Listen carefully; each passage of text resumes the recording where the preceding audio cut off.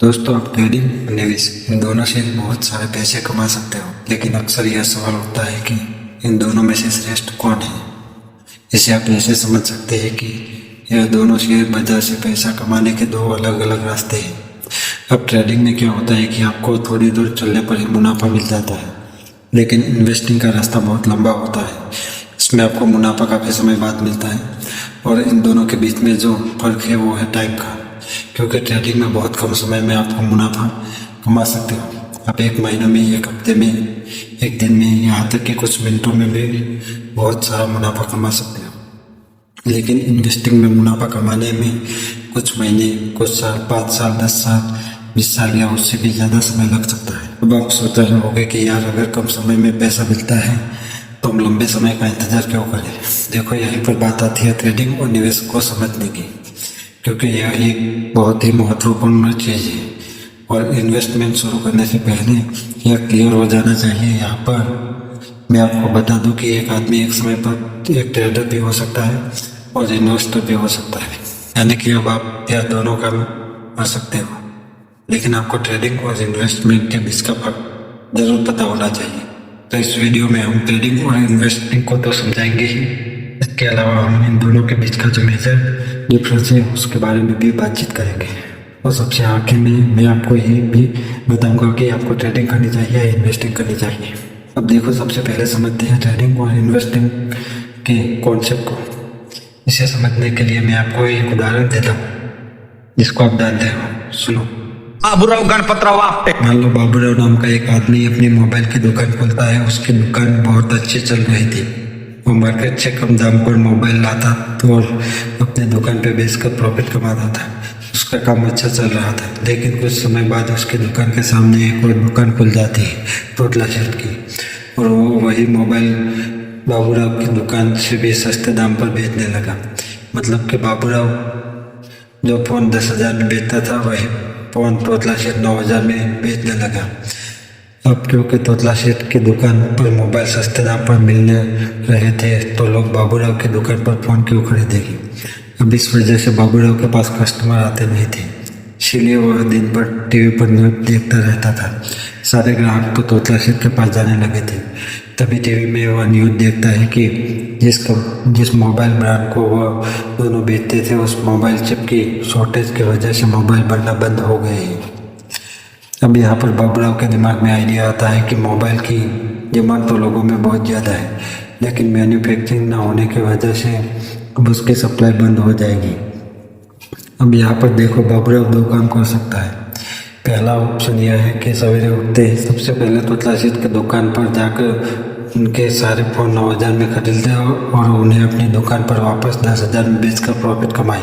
या दूसरा तरीका यह है कि वो सवेरे उठते ही तोतला शेठ की दुकान पर जाकर उसके सारे मोबाइल खरीद ले और उन्हें अपने वेयर हाउस में स्टोर करके रखे, उन्हें बेचे नहीं। इसी तरह वो कुछ महीने उन फ़ोन को अपने पास स्टोर करके रखे, और जैसे इस फ़ोन का प्राइस और डिमांड मार्केट में बढ़ जाए तो उन फ़ोन को 10,000 की जगह 12,000 में बेचकर ज़्यादा प्रॉफिट कमा सकता है।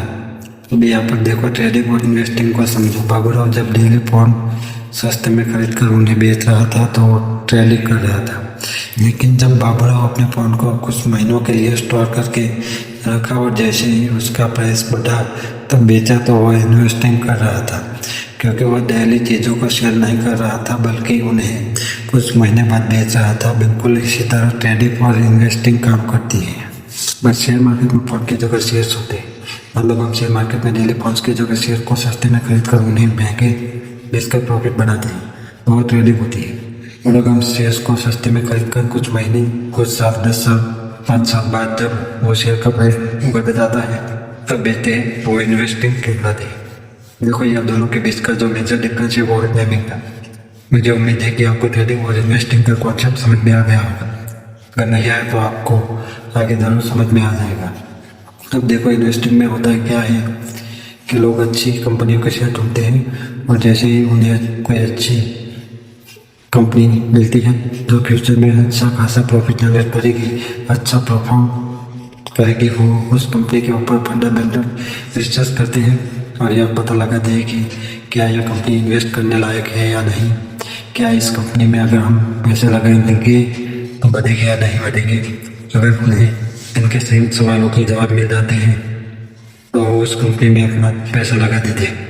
तो वो कंपनी इन्वेस्टर के पैसे को लेकर अपना नया प्रोडक्ट लॉन्च करती है, अपने बिजनेस को आगे बढ़ाती है, नए एम्प्लॉय को हायर करती है ताकि उनकी प्रोडक्शन बढ़ सके, ताकि वो लोग ज़्यादा प्रोडक्शन को बना सके और ज़्यादा चीज़ बेचकर ज़्यादा मुनाफा कमा सके। और जब उनको ज़्यादा मुनाफा होता है तो अपने इन्वेस्टर को खुश करने के लिए मुनाफे का थोड़ा हिस्सा दे देता है। इस छोटे हिस्से को ये डिविडेंड बोलते हैं। और मैं आपको बता दूं कि ऐसे बहुत सारे इन्वेस्टर हैं जिनकी सिर्फ डिविडेंड की कमाई ही लाखों करोड़ों में होती है। वहीं दूसरी तरफ जो ट्रेडिंग होती है उसमें जो ट्रेडर होते हैं उन्हें इस बात से कोई भी फर्क नहीं पड़ता है कि कंपनी क्या काम करती है, कंपनी प्रॉफिट कमाती है या नहीं, कंपनी का मैनेजमेंट कैसा है, वो फंडामेंटल एनालिसिस पर ध्यान नहीं देता। एक ट्रेडर सबसे ज़्यादा ध्यान देता है टेक्निकल एनालिसिस पे और चार्ट एनालिसिस पे ध्यान देता है और शेयर प्राइस को ट्रैक करता है कि शेयर के प्राइस कब घट रहा है, कब बढ़ रहा है और उस पर अपॉर्चुनिटी जोड़ता है। मतलब एक ट्रेडर का काम ऐसा होता है कि वो रोज सवेरे उठते ही सबसे पहले मार्केट को उठते ही किसी भी एक कंपनी का शेयर उठा देगा, उसके प्राइस के मूवमेंट को ट्रैक करेगा। अगर उसे ट्रेड को टेक्निकल और चार्ट एनालिसिस करने के बाद यह लगता है कि शेयर का प्राइस बढ़ेगा तो वो उसे कम रेट पर खरीद लेगा और जैसे उसे शेयर का प्राइस बढ़ेगा उसे बेचकर प्रॉफिट कमा लेगा। जबकि इन्वेस्टमेंट में क्या था, जो इन्वेस्टर था वो शेयर को सस्ते में खरीद कर उसे कई साल बाद बेचता था जब उसका प्राइस बढ़ जाता था तब। अब आपको यह समझ आ गया होगा कि एक ट्रेडर कैसे काम करता है और एक इन्वेस्टर काम कैसे करता है। अब सीधे इनके बीच में आते हैं, डिफरेंस के बारे में बात करते हैं। सबसे पहला डिफरेंस तो टाइम का ही था। ट्रेडिंग कम समय का प्रोसेस है और इन्वेस्टिंग लंबे समय का गेम है। इसके अलावा अगर इसके हिसाब से देखा जाए तो ट्रेडिंग में बहुत ज़्यादा रिस्क होता है जबकि इन्वेस्टिंग में रिस्क बहुत ही कम होता है। अब ऐसा नहीं है कि इन्वेस्टिंग में बिल्कुल भी रिस्क होता ही नहीं है। हो सकता है कि शॉर्ट टर्म में शेयर का प्राइस गिर जाए, लेकिन अगर कंपनी अच्छी चुनी तो आप लोगों ने तो लॉन्ग टर्म में उस कंपनी का शेयर प्राइस जरूर बढ़ेगा और इस वजह से इन्वेस्टिंग में रिस्क बहुत कम हो जाता है। भाई ट्रेडिंग रिस्की इसलिए होता है क्योंकि ये एक तरह का गेम है। मान लो दो दोस्त हैं, वो आपस में टेल वाला गेम खेलने का तय करते हैं। तो बोलते हैं अगर हेड आया तो जीत गया और टेल्स आया तो मैं जीत गया। तो देखो ये एक तरह का गेम है और शेयर मार्केट में भी बिल्कुल ऐसा ही होता है। वहाँ पर दो लोगों की जगह बहुत सारे लोग आ जाते हैं और वो लोग हेड टेल की वजह शेयर के प्राइस घटने और बढ़ने के ऊपर बेट लगाते हैं। मतलब बहुत सारे लोग होते हैं जिसमें से कुछ लोग ये अंदाज़ा लगाते हैं कि शेयर का प्राइस गिरेगा और कुछ लोग अपने पैसे लगाकर कहते हैं कि शेयर का प्राइस बढ़ेगा। और ये लोग अपने पैसे कहाँ लगाते हैं, ये लोग अपने पैसे लगाते हैं ब्रोकर के पास, यानी कि जीरोधा जैसे ब्रोकर के पास अपने पैसे लगाते हैं। अब देखो अगर शेयर का प्राइस बढ़ गया तो ये वाले लोग जीत जाएंगे, अगर ये लोग जीत जाएंगे तो जो लोग हार गए हैं उनका पैसा जीते हुए लोगों के पास चला जाएगा और उसे जीते हुए पैसे में से थोड़ा सा कमीशन या ब्रोकर रख देते हैं। इतना ही नहीं, इस जीते हुए हिस्से में से सरकार भी टैक्स के नाम पर अपना हिस्सा इनसे ले लेती है।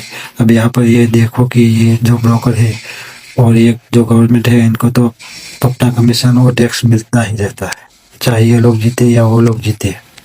लेकिन लॉन्ग टर्म में नुकसान किसका होता है? सिर्फ ट्रेडर्स का। मतलब सिंपल सी बात यह है कि अगर ट्रेडिंग में आपने पैसे बनाए हैं तो वही दूसरी तरफ किसी ने अपने पैसे गंवाए, कल को जब वो पैसे बनाएंगे तो हो सकता है कि आप अपने पैसे गंवा दो।